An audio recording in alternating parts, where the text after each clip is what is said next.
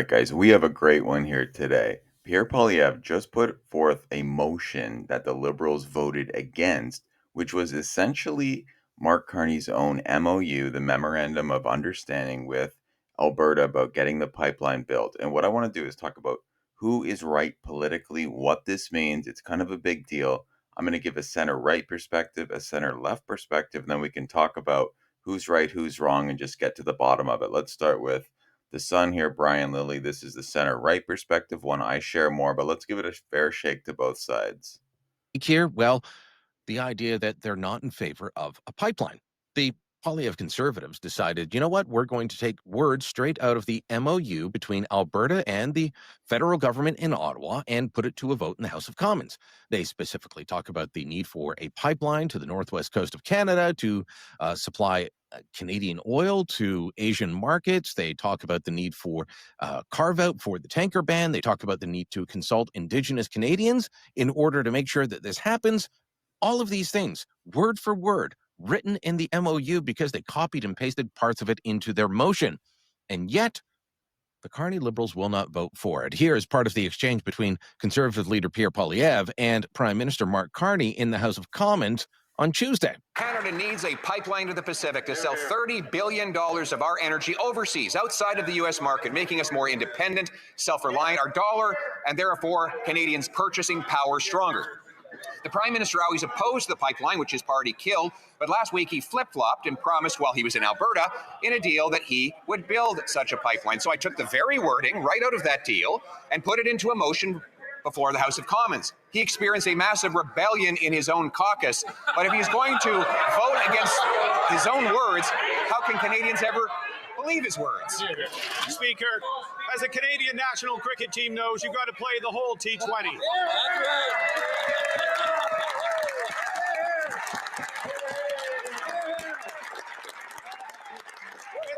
It's funny how much they think that cricket analogy really plays in Canada. They're like beside themselves. Look at this guy. But anyway, It's not just oops.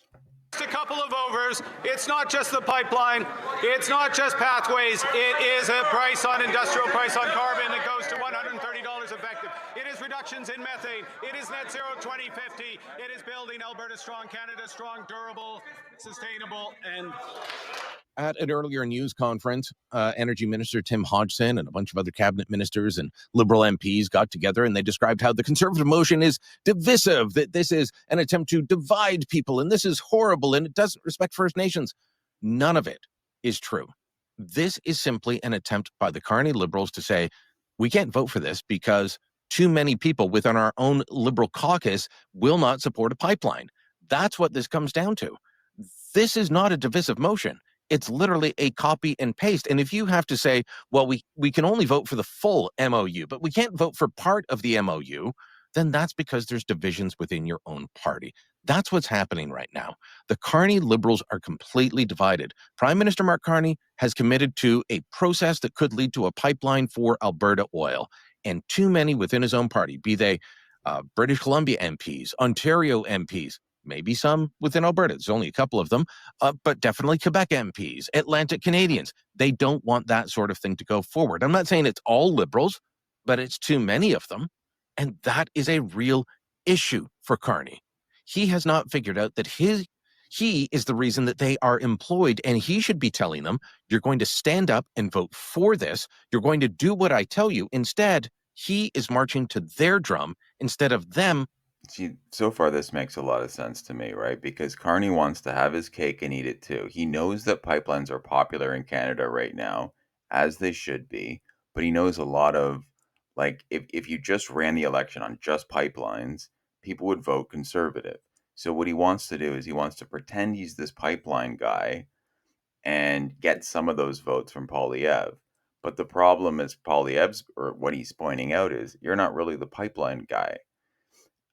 And then, the Liberal caucus, a lot of them really don't want to do this pipeline. It kind of reminds me of, like, if you promise your kid, if you do your homework really well and get all A's, we'll take you to Disneyland at the end of the year. And then the kid starts doing homework every day, and every day they make you promise again. So you are going to take me to Disneyland, right? And you start getting sick of it because you're thinking, I was really hoping that you weren't going to remember that. I just wanted you to start doing your homework. That's how it feels to me. Is that Carney, he knows it's popular, so he wants to put that out there. Yeah, sure, sure, we'll do it, I promise. And then hope that, David Eby in BC, they hope that the indigenous just, like someone just keeps putting a wrench in the gears and it doesn't get done. So Poilievre's exposing that. So that makes sense to me. But let's see what the other side says here. Okay, so here is more of the left wing view of how stupid this is. Let's just see what they're saying. So why is this guy taking the stance that he is? Why is he coming up with this ridiculous motion that ignoring the consultations with Indigenous people that are required, ignoring the concessions that the Alberta government made as far as the carbon capture and the different commitments that Alberta made that will go hand in hand with a pipeline if it ever gets built? Ignore all that. Let's just get out of the way, Mark Carney. Let's just start building the project, which doesn't exist. Why is he taking that stand? Well, you might just say off the cuff that he's a maple MAGA manipulating moron. And you wouldn't be too far off the truth with that statement. He knows full well that his motion is just a public relations stunt with no basis in fact. In fact, it's based on fantasy, directed towards his base. He knows this. He's not proposing it because he's stupid and he actually thinks that there's construction workers out there in BC ready to start constructing and Mark Carney is stopping them. He's not stupid enough to think that, well, if the federal government if Mark Carney just got out of the way, construction could just start on the project. He's not stupid enough to actually believe that the project exists and it's being held back right now. He's not that stupid. But the disgusting thing is this: he believes that the people that he's putting on this show for, the reason he's putting this motion forward, directed at his base, he believes that those people are stupid enough to eat this up. This is a show for them, and his total disdain for his supporters, his base that he needs to support him, especially come January when he's subject to a leadership review. He needs their votes in the leadership review. He needs to keep his base energized. And he thinks so little of them. He thinks they are so stupid that he can propose something that is a fictional fantasy, meaningless show, and that will be enough to convince them and energize them. That's how little and how stupid he believes his supporters are. His supporters mainly congregated in rural Alberta. And it's just so pathetic to me. It's just so disgusting. If you live in rural Alberta, if you vote conservative, if you voted conservative all your life, you're a staunch conservative and you'll support any conservative candidate. And you have a leader like this that is putting on this show of this motion, talking about let's get the project approved and just basically spewing out nonsense. All right, that's enough of that. This seems like a really silly take to me. I mean, he seems to think it's all just focused on Pierre's base, but I think it's more like Pierre's trying to win back the center that could easily go for Carney, the center that was going to go for Poilievre, and then they sort of got seduced with Carney because they were sick of Trudeau. Like a lot of people were going to vote Poilievre because they thought Trudeau was such a goof, which he is. And then Carney kind of came in and said, I'm going to be more reasonable, a traditional, like right down the middle liberal. And I'm going to, be Mr. Pipeline, but I'll sprinkle in a little environment on the side. And Poilievre's trying to strip that back. The business community that may not like Poilievre's attitude in every way, but he's basically trying to say, look, I don't care if you like everything about my attitude, but please don't vote for Carney because look at the team he's on. Look at these liberals. They're going to vote against it. They're going to nitpick everything. If I put 99% of the words in there, they're going to vote against it. They really don't want this pipeline. So just because he said he did once, you can see, you ask them again, you ask the whole group, they say no.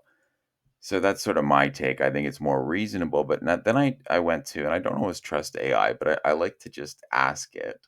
I said, go look it up, give me like a fair shake on it. And I said, was this a smart move for Poilievre to force the vote? And I said, give me the fair thing, not just like what I'd want to hear. And it said, yes, extremely smart politically. Here's why. He put the Liberals in a lose-lose box. Carney signed the MOU that literally says, we commit to building a pipeline to the Pacific. And Poilievre said, great, let's vote on it.